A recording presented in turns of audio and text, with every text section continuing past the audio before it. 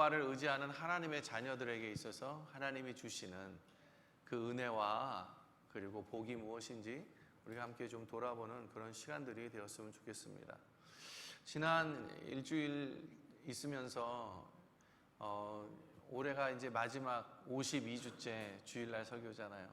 그래서 무엇을 설교를 해야 할까? 무엇을 가지고 정리를 해야 할까? 물론 이제 화요일날 우리가 송구 영신 예배가 있어서 그때도 한 번 더 1년을 돌아보면서 삶을 정리하겠지만은, 그래서 오늘 주일날 시편 146편을 쭉 보면서요, 아 그래, 이 말씀이 우리의 삶을, 1년의 삶을 한번 정리하는 삶이 됐으면 좋겠다, 말씀이 됐으면 좋겠다, 그런 마음으로 좀 준비하기 시작했습니다. 그래서 오늘 여호와를 의지하는 하나님의 자녀들, 그리고 하나님의 자녀들은 여호와를 의지합니다. 그래서 주시는 그 은혜를 돌아보기를 원합니다. 자, 우리 함께 우리 들어가는 말 같이 함께 읽도록 하겠습니다. 같이 읽습니다. 하나님은 찬양을 받으시기에 합당하신 주님이십니다. 하나님만이 우리의 소망 되십니다. 귀인을 의지하지 말고 헛된 인생에 붙들지 말고 오직 하나님을 의지하십시오. 하나님께서 이것을 기뻐하십니다. 오늘 시편의 말씀은요, 할렐루야로 시작합니다. 그리고 10절에 할렐루야로 마칩니다. 여러분, 시편 146편부터 150편까지 약 5개의 시편은요, 할렐루야 시편이라고 해서 시작도 할렐루야로 하고 마침도 반드시 할렐루야로 마칩니다.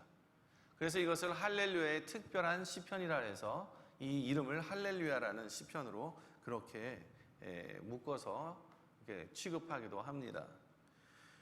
우리가 잘 아는 것처럼 이 시편 1편 1편은 복 있는 사람들은 악인의 꾀를 쫓지 아니하고 오만한 자의 자리에 앉지 않고 악인의 길에 서지 아니하며 오직 여호와의 율법을 주야로 묵상하여 그것을 기뻐하는 사람들, 그 사람들에 대해서 이야기합니다. 그리고 마지막을 어떻게 그 장식을 하냐면 할렐루야, 여호와를 찬양하라, 할렐루야.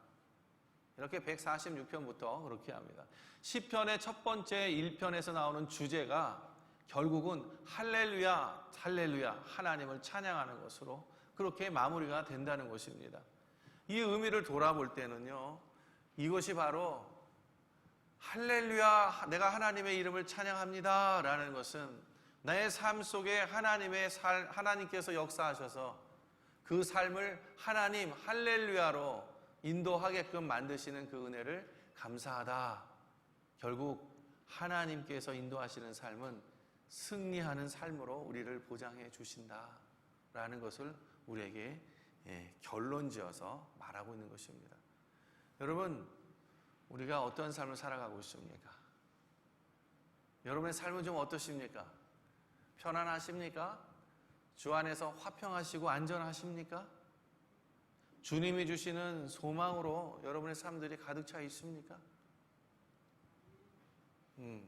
아멘 하시는 분이 한 사람밖에 없네요. 자, 믿음으로 아멘 합시다. 믿음으로 아멘 합시다. 여러분이, 하나님께서 여러분의 삶 가운데에 소망으로 반드시 가득 채워 주실 것입니다. 아멘. 왜냐하면 우리의 삶도 할렐루야로 맞춰질 것이기 때문에 그렇습니다. 우리의 삶도 결국은 내 하나님, 나의 삶을 돌아보니까 할렐루야, 주님께서 다 하셨네요, 이것입니다. 그래서 좀 소망하는 것은요, 우리가 철이 좀 일찍 들었으면 좋겠어요. 그래서 조금이라도 하나님께 좀 더 일찍 효도 좀 했으면 좋겠어요.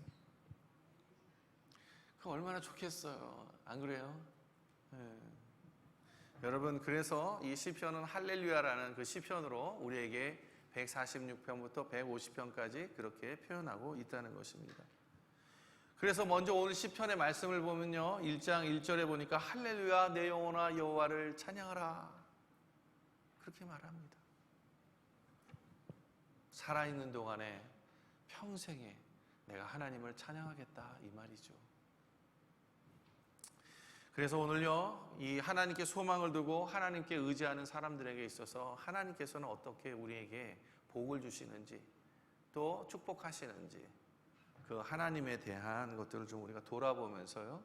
그리고 우리가 이 말씀을 좀 깊이 있게 다루고자 합니다. 자, 몇 가지를 생각해 보는데 방금 전에 말했던 1, 2절의 말씀 우리 한 번 더 읽도록 하겠습니다. 같이 읽습니다. 시작. 할렐루야 내 영혼아 여호와를 찬양하라. 나의 생전에 여호와를 찬양하며 나의 평생에 내 하나님을 찬송하리로다. 여러분요, 할렐루야 내 영혼아 여호와를 찬양하라, 이것은요 명령입니다. 명령이요. 그러니까 무슨 얘기냐면 2인칭 이상의 복수 형태로 쓰여져 있어요. 그러니까 여러분 여호와를 찬양하십시오 이렇게 말하는 거예요. 그냥 권면하는 겁니다. 여러분 하나님을 찬양하는 것을 권면하세요. 하나님을 찬양하고 찬송하는 것들을 여러분 같이 함께 하도록 권면하세요. 쑥스럽다고요? 아니요, 이건 하나님의 명령입니다. 저도 좀 쑥스러워요, 사실은. 하나님 같이 찬양합시다 막 이러면 분위기 파악 잘해야 되는데, 그러나 분명한 것은 그 분위기 파악 이전에 하나님이 우리에게 말씀하신 명령이라는 사실을 꼭 기억하십시오. 뿐만 아니라 이렇게 이 여호와를 찬양했으면 좋겠다라고 권면하는 이 사람이 이렇게 고백합니다. 나의 생전에 여호와를 찬양하며 나의 평생에 내 하나님을 찬송하리로다. 이것은요 굉장히 의지적인 그런 결단이 있는 표현입니다. 여러분 그렇게 찬양하십시오, 권면하십시오 하면서 그러면서 나도 나의 생전에 여호와를 찬양하겠습니다 이렇게 말하는 거예요. 찬양하며 살겠습니다 하나님께 나의 평생에. 그렇죠? 여러분 왜 이렇게 평생에 주님을 찬양해야 하냐? 그것은 우리가 하나님의 말씀을 보면 알 수 있어요. 이사야서 43장에 보면 이 백성은 내가 나를 위하여 지었나니 나의 찬송을 부르게 하려 함이라. 하나님의 창조의 목적이요 하나님의 찬송을 부르게 함이에요. 이것이 큰 창조의 목적 가운데 하나입니다. 하나님의 영광을 보고 또 하나님 우리 삶 가운데에서 함께 동행해 주시고 바꾸어 주시는 그 삶의 동행하심과 변화되는 이런 모든 것들, 또 우리의 필요를 채워주시는 그 모든 것들을 통해서 우리가 하나님을 경험하면서 우리가 하나님께 드릴 것은 찬송, 여기에 플러스 감사로 표현되어지는 찬송이면 참 좋겠다라는 생각이 있습니다. 근데 오늘 본문에서 보면은요 나의 평생에라는 말을 있어요. 하나님께 내 평생에 내가 살아 숨을 쉬고 있는 그 동안에 언제나 하나님을 찬양하겠다는 겁니다. 여러분 이렇게 예배 시간에 와서 우리가 잠깐 예배하는 시간에 찬양을 하겠다는 것만 아니에요. 형통하고 모든 일이 잘 됐을 때에만 하나님 찬양합니다, 하나님 감사합니다 이렇게 하나님의 이름을 높이는 것만이 아닙니다.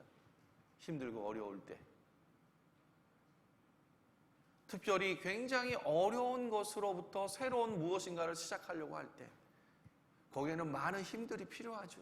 그리고 많은 생각의 전환도 필요하고 새롭게 마음을 다짐해야 되고 결심해야 되고 다시 한번 그 변화에 대해서 내가 하나님이 정말 힘을 주시도록 해야 하는 그러한 위기의 순간이라고 하면 할 수 있는 그런 상황 속에서라도 하나님을 찬양하겠다 결심하는 겁니다.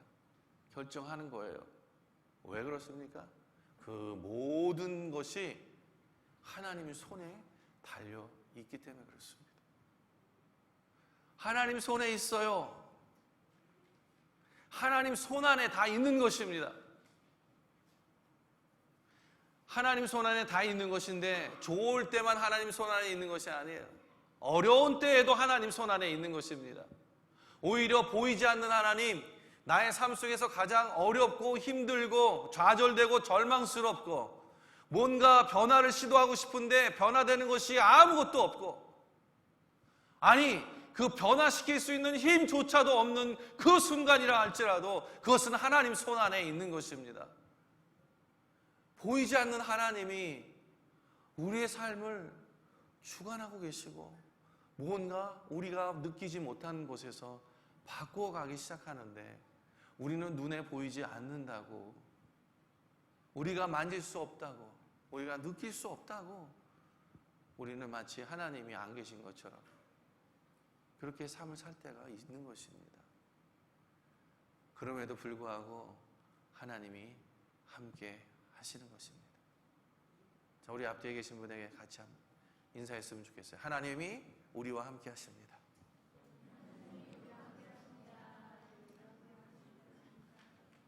자, 하나님 우리와 함께 하십니다. 두 번째 보니까요, 내 입술로 내 영혼아 여호와를 찬양하라. 내 입술아 여호와를 찬양하라. 이 입술로 찬양하라 그러니까 입술로서 그냥 고백만 하는 것 같아요. 근데 여러분, 여기서 말하는 이 입술로서의 찬양이 아니고 사실은 내 영혼아 찬양합니다. 영혼아. 우리가 찬양할 때 입술을 통해서, 우리의 말을 통해서 곡조에 있는 말로 표현하잖아요. 그렇죠? 그러나 이 시인은요, 그렇게 말해요. 내 입술아 여호와를 찬양하라. 이렇게 말하지 않습니다. 내 영혼아 여호와를 찬양하라. 이렇게 말합니다. 찬양은요, 나의 영혼으로 하는 것입니다. 나의 영혼으로 하는 거예요. 영혼으로. 입술로 하는 것이 아니에요. 내 입술은 주님을 찬양하는데 내 마음은 딴 곳에 가 있어. 그것은 하나님을 찬양하는 게 아니에요. 진정한 찬양은 영혼의 찬양입니다. 마음으로부터 나오는 고백입니다. 그래서 이 시인은 그렇게 말합니다. 내 영혼아 여호와를 찬양하라. 우리가 함께 주님 앞에 예배드리며 찬양할 때 그 가사가 내 마음에서 다시 나오기를 소망합니다. 우리 찬양팀 참 잘하죠? 모든 연주가 좋고 또 우리 싱어들도 참 찬양을 잘하는데 거기에 막 너무 좋아서 심취되지 마시고 또 주님 주시는 그 가사를 하나하나 생각하시면서 마음으로 드리기를 힘쓰십시오. 그렇게 될 때 내 영혼아 내 심령아 여호와를 찬양하라. 하나님 그 찬양을 기뻐 받으시는 것입니다. 여러분, 그러면서 오늘 이렇게 말합니다. 3절의 말씀 보니까 이렇게 말합니다. 같이 함께 읽습니다. 시작. 귀인들을 의지하지 말며 도울 힘이 없는 인생도 의지하지 말지니라. 말지니. 이게 무슨 말이냐? 한마디로 말하면요, 이런 말씀입니다. 사람을 의지하지 말라, 이 말입니다. 사람을 의지하지 말라. 또 인생도 의지하지 말라. 하나님을 찬양하는 사람들, 하나님을 자신의 영혼으로 찬양하는 사람들, 특별히 하나님을 자신의 주님으로 두고 있는 그 자녀들은요, 사람들을 의지하지 말라는 것입니다. 여기서 나오는 귀인들이라는 말은요, 힘 있는 사람들이고 권력 있는 사람들을 말합니다. 다시 말하면 나에게 있어서 무언가 영향력을 줄 수 있는 사람들을 이야기하는 거예요. 힘과 권세와 재력, 한마디로 말하면 돈도 많은 사람들, 나에게 뭔가 해줄 수 있는 사람들이죠. 직장에서는 내 상사와 같은 사람들이겠죠.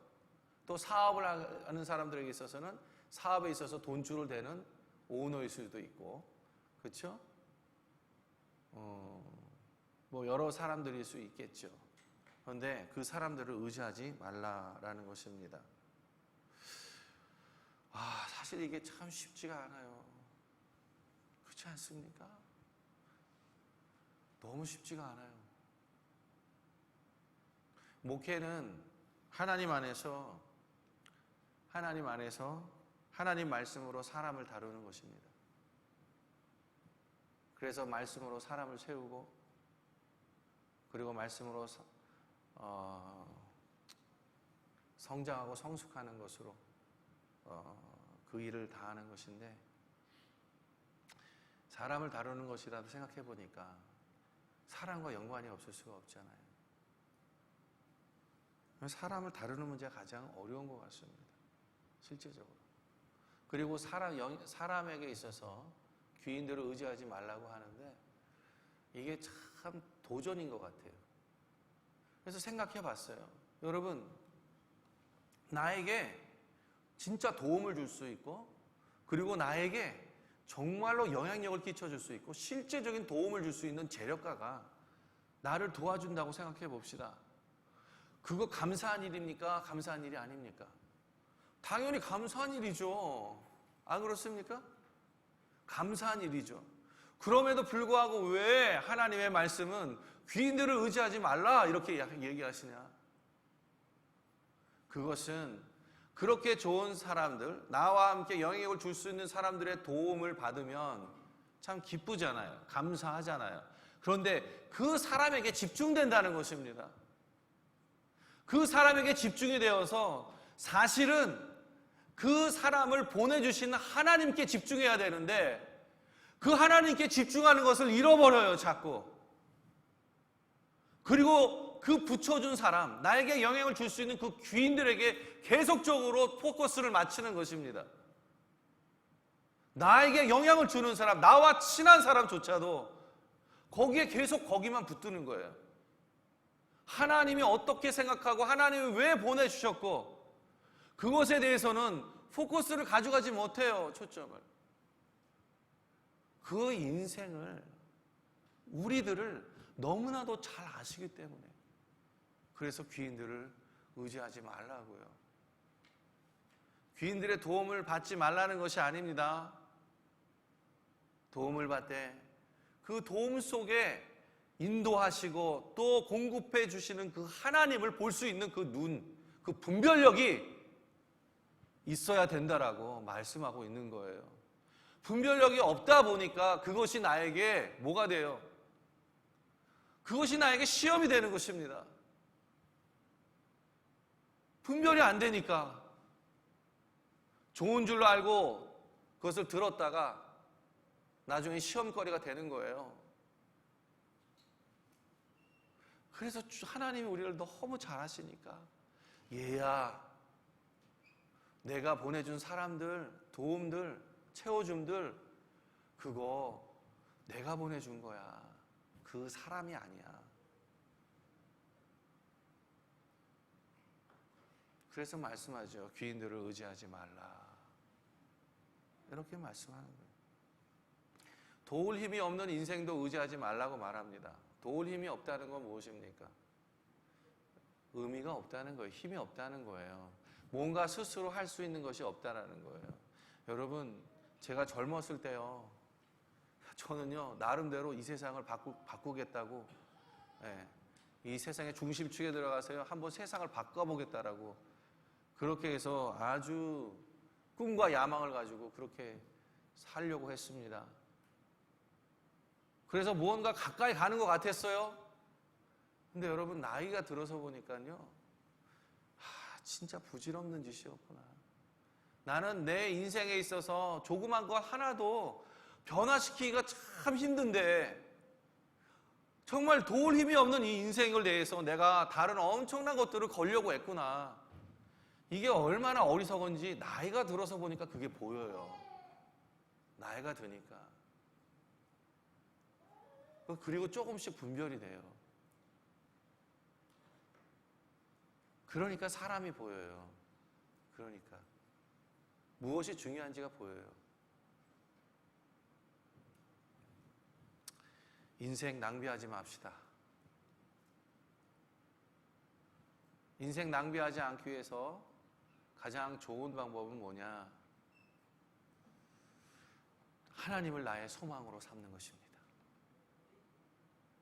하나님을 나의 소망으로 삶으면 절대 인생 낭비하지 않습니다.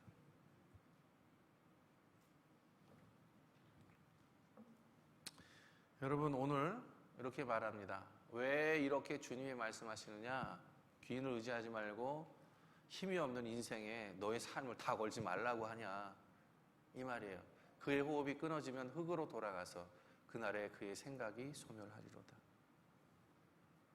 여러분, 호흡이 끊어지면 흙으로 돌아간다. 이거 누구나 다 아는 사실이에요. 그렇죠? 한마디로 말하면 영원하지 않다 이 말이에요. 누가? 우리 인간들은 영원하지 않다는 걸 이야기하고 있어요, 지금. 그래서 의지할 대상이 못 되는 귀인이나 힘이 없는 인생을 의지하지 말라고요. 한계가 있으니까, 끝이 있으니까, 영원하지 않으니까. 여러분, 귀인들이 힘과 권력을 가져서 실제적으로 돕는 그런 도움의 인생을 줄 수 있는 거 사실이죠. 방금 말씀드린 것처럼 어떤 면에서 보면 돈과 권력이 이 세상에서 있는 그런 어떤 실제적인 영향들 같아요. 그래서 요새는 갑질이라고 하죠. 갑질. 참 이 을이 살기에는 쉽지 않아요. 생각해 보니까요, 이 을이요, 다 우리들 같아요. 다 우리들. 다 을이 우리들 같아요. 특별히 목회자는 을 중에 을인 것 같아요. 말하고 싶어도 말 못하고 참아야 되고,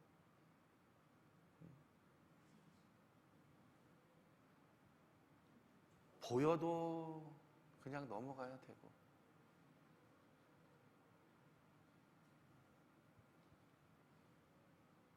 그런 중에 하나님만 붙들어야 되니까. 그렇죠? 우리가 다 을이죠? 그러니까 고백이 그거예요. 아유, 그래, 사람을 의지하지 말고 하나님만 의지해야지. 그 방법밖에는 없죠. 이 시의 저자가 그의 평생에 여호와를 찬양하라고 결심하면서요, 왜 사람들을 의지하지 말라, 분명히 한계가 있고 영원하지 않다라고 말합니다. 그러면서 우리에게 계속해서 이 말을 하는 이유가 뭐냐, 저는 그렇게 생각합니다. 우리는요, 비록 이 세상에서 육신을 입고 있는 동안에 한계를 가지고 있지만, 그러나 육신의 장막이 벗어지는 그 순간에는 우리는 뭐냐? 영원합니다. 하나님과 함께 영원히 사는 것입니다. 그렇기 때문에 우리는 사실 영원을 사는 사람들이에요. 영원히 준비되어져 있는 사람이에요. 하나님과 함께 더불어. 그렇기 때문에 이 세상에서 사는 삶을, 우리는 영원을 위한 삶을 준비하는 그 삶을 우리가 이 세상에서 이 짧은 시간에 한계를 가지고 살아가는 것이라는 것이에요. 그래서 하나님 우리에게 말씀하시는 거예요. 얘야, 귀인을 의지하지 말고 힘이 없는, 도움이 없는 그 인생을 의지하지 마라. 왜냐하면 너는 나와 함께 영원히 살아야 되는 나의 사랑하는 자녀들이야. 이 말씀 하시기 때문에 우리는 영원을 향한 존재들이에요. 그래서 주님이 말씀하시는 거예요. 우리가 육신의 몸으로 죽는 것으로 끝나지 않습니다. 우리는 육신은 죽어서 흙으로 반드시 돌아가지만, 그러나 우리의 영은 하나님과 함께 있어서 그때부터 영원히 하나님과 함께 영원히 함께 살아가는 것입니다. 이러한 영원한 삶이 우리에게 있는데, 어떻게 우리가 이 짧은 인생, 시간이 결정되어 있는 이 인생 속에서 하나님보다 다른 어떤 것을 더 의지할 수 있겠습니까? 하나님 그거 기뻐하지 않으시는 거예요. 그러니까 우리에게 그렇게 말씀하시는 거예요. 누구를 의지해야 합니까? 우리가 이 말씀 한번 같이 읽었으면 좋겠습니다. 같이 읽습니다. 야곱의 하나님을 자기의 도움으로 삼으며 여호와 자기 하나님에게 자기의 소망을 두는 자는 복이 있도다. 어떤 사람이 복이 있다고요? 하나님에게 소망을 두는 사람이 복이 있다. 이렇게 말합니다. 와, 놀랍지 않습니까? 아니 여러분, 돈 들어요? 돈 드는 거 아니잖아요. 내 마음을 결정하면 되는 문제잖아요. 그렇지 않습니까? 내 마음을 그렇게 결정하고 내 생각을 거기에 고정시키고 내 삶을 그렇게 살아가도록 그렇게 결정하는 거잖아요. 그리고 그렇게 사는 거잖아요. 돈이 드는 게 아니잖아요. 근데 여러분 좀 힘은 좀 들어요. 힘은 좀 들어요. 그러나 여러분 그 힘이 좀 들긴 하지만 그 힘이 드는 것조차도 누가 주세요? 감당할 만한 힘을 주신단 말이에요. 주님이.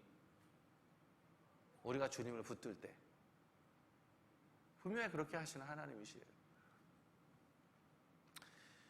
여호와 자기 하나님에게 자기의 소망을 두는 자는 복이 있도다. 우리 모두는 하나님께 소망을 두어서 복이 있는 사람으로 살아가시는 은혜가 있기를 주님의 이름으로 축복합니다. 여러분, 어느 무더운 날에, 여름날에 공장에서 일하던 한 청년이 있었습니다. 하도 더워서요, 어쩔 줄 모르다가 지하실에 있는 큰 냉동창고에 들어가게 되었습니다.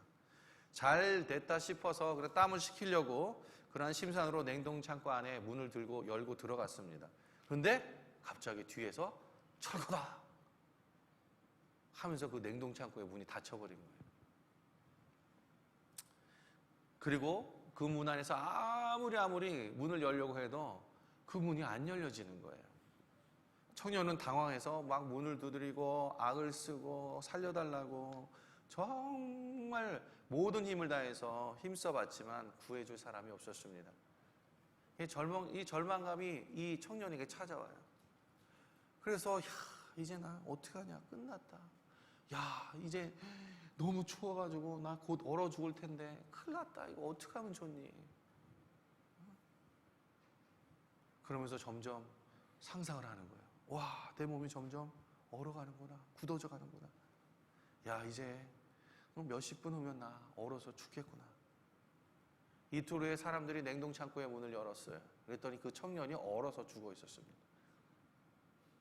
얼어서 죽은 청년을 발견해요. 근데 여러분, 정말 어처구니 없는 일들이 일어났습니다. 왜냐하면 그 냉동창고는요, 고장이 나서 가동하지 않았어요. 그 안에 온도가요, 15도예요. 15도. 진짜 시원한 거죠. 15도에 불과했어요. 산소도 충분했어요. 근데 청년이 죽었단 말입니다. 그것도 얼어서요. 얼어서 죽었어요. 15도에 얼어서 죽는 사람들이 있어요? 여러분, 청년이 무엇 때문에 죽었습니까? 마음, 절망의 절망. 이 절망의 마음이요, 사람을 죽여요. 하나님이 우리에게 주신 것은 두려워하는 마음이 아니요, 오직 사랑과 능력과 자기를 절제하는 마음이라고 했어요. 두려운 마음, 절망하는 마음, 하나님 주신 거 아닙니다. 하나님 주신 게 아니면 누가 준 거예요? 사탄이 주는 겁니다. 사탄은요, 우리들의 마음을 자꾸 이간질해요. 그리고 절망하게 만들어요. 그리고 조금은 사실이 있겠죠. 그런데 그 사실을 굉장히 부풀려서 나를 절망하게 만드는 그러한 사실로 만들어서 나로 하여금 15도에 얼어 죽게 만드는 그러한 것으로 만들어 버려요. 이게 절망입니다. 너무 어처구니가 없잖아요. 우리의 삶이 그렇지 않나요? 아직 다가오지도 않았는데 미리 걱정해요. 그러다 보니까 참 불안하고 두려워서 얼마나 많은 쓸데없는 짓으로 우리가 우리의 삶을 낭비합니까? 나중에 그 일이 닥치지 않고 아니면 그 일이 해결되는 그 모습을 보면서 나중에 내가 왜 이랬지? 이렇게 생각하는 우리들이 아닙니까?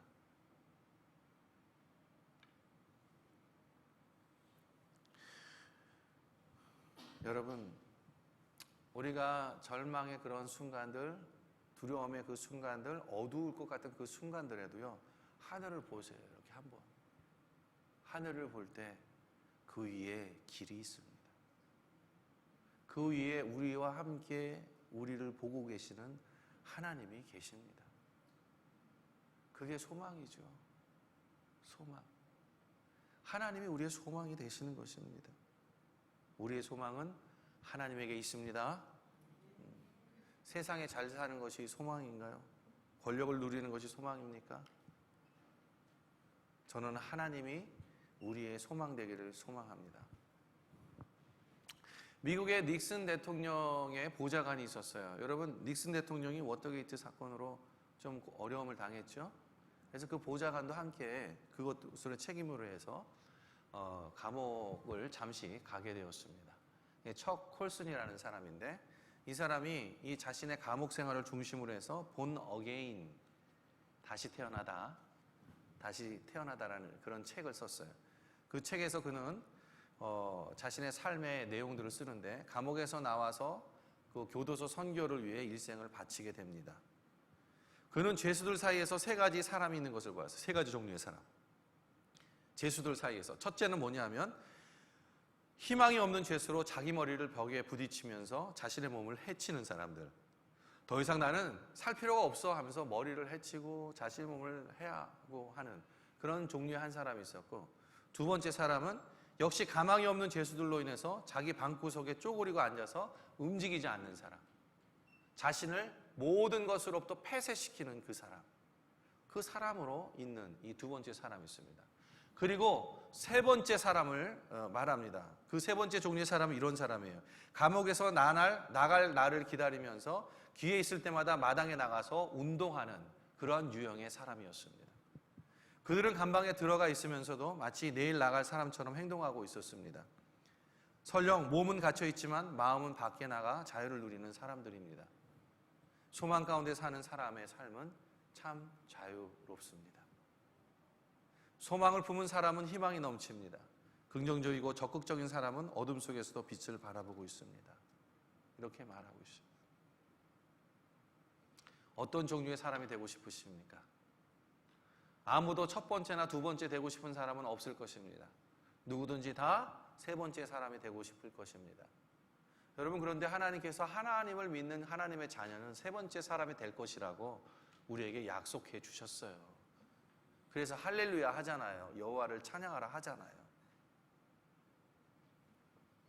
예레미야 말씀에 이런 말씀이 있습니다. 여호와의 말씀이니라. 너희를 향한 나의 생각을 내가 아나니 평안이요 재앙이 아니니라. 너희에게 미래와 희망을 주는 것이니라. 적어도 하나님은요, 우리를 향한 생각은요, 평안이에요, 미래예요, 희망이에요, 소망으로 가득 찬 것입니다. 하나님에 대한 우리의 생각이 그렇다는 것이에요. 우리를 향하신 하나님의 생각이 너무나 감사하지 않습니까? 근데 우리가 좀 알아야 될 것이 있어요. 하나님 도대체 어떠한 하나님이신가? 이게 6절부터 9절까지 나와 있어요.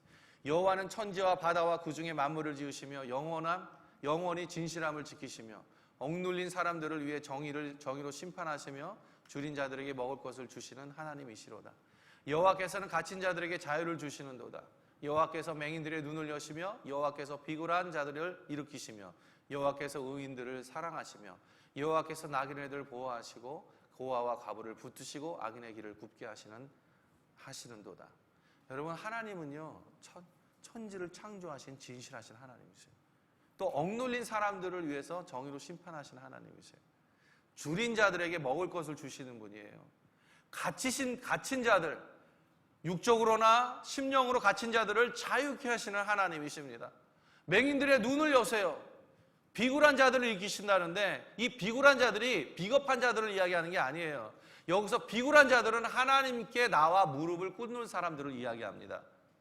하나님께 엎드리는 자들을 이야기하는 거예요. 그 하나님께 엎드리는 그 자들을 일으키시겠다라고 하시는 겁니다. 하나님께 와서. 그래서 여러분, 아무리 여러분이 절망스럽고 힘들고 어려울지라도 여러분 주님 앞에서 나와서 실패해도 실패하십시오. 왜 그러냐 하면 그 실패를 하나님이 붙잡고 계시기 때문에 그래요. 그것을 통해서 새로운 뭔가를 다시 시작할 수 있도록 나를 단단하게 하시는 하나님의 계획하심이 있는 것입니다. 그래서 실패하더라도 주님 앞에 나오세요.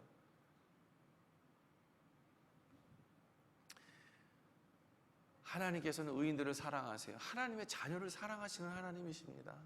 나그네를 보호하시고요, 고아와 과부와 연약한 자들, 부족한 자들, 죄인들을 붙드시는 하나님이십니다.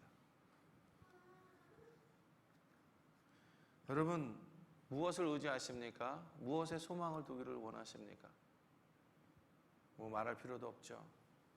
사람도 아니고 돈도 아니고, 그렇죠? 하나님을 경외하며 주님께 소망을 두는 그런 하나님의 모든 자녀들이 되기를 주님의 이름으로 축복합니다. 그렇게 될 때요, 우리는 환경을 초월해서 이 하나님으로 인해서 기쁨과 감사와 평안이 우리의 삶에 가득 찰 것입니다. 말씀을 맺을게요. 우리 함께 이 말씀 같이 읽도록 하겠습니다. 같이 읽습니다. 하나님은 우리에게 소망을 주시는 분입니다. 하나님만이 우리의 소망이 되십니다. 모든 것이 하나님의 손 안에 있고 그분을 자신의 소망으로 두는 자는 복이 있습니다. 아멘. 여러분, 성 어거스틴이라는 사람이 있습니다. 그가 이와 같은 말을 했습니다. 당신이 자신을 위하여 우리를 만드셨기 때문에 우리의 마음은 당신 안에서 안식을 발견하기까지는 평안할 수 없습니다. 당신은 오히려 우리의 유일한 소망이 되십니다. 이렇게 말했어요. 어거스틴이 말합니다. 하나님 안에서만 진정한 안식, 평안, 소망을 발견할 수 있다는 말입니다. 하나님 안에서만. 우리는 사람들 사이에 실망하고 절망할 수 있어요. 우리의 삶이 경험으로 알고 있습니다. 그것을. 그러나 우리는 하나님의 자녀입니다. 하나님을 나의 아버지로 고백하고 하나님 앞에 나아갈 때에 비로소 참 평안을 얻을 수 있습니다. 참 소망을 얻게 된다는 것입니다. 우리의 남은 생애에 여호와 하나님을 찬양하십시오. 찬양으로 남은 생애를 채우시기를 소망합니다. 여호와 하나님을 바라보십시오. 사람을 의지하지 말고 하나님만 의지하고 하나님께 소망을 두시기를 소망합니다. 연약한 자들, 부족한 자들, 죄인들을 붙들어 주시는 하나님이십니다. 우리의 소망을 하나님께 둠으로 복된 삶을 시작하고 살아갈 수 있습니다. 하나님을 소망하는 모든 분들이 되시기를 주님의 이름으로 축복합니다.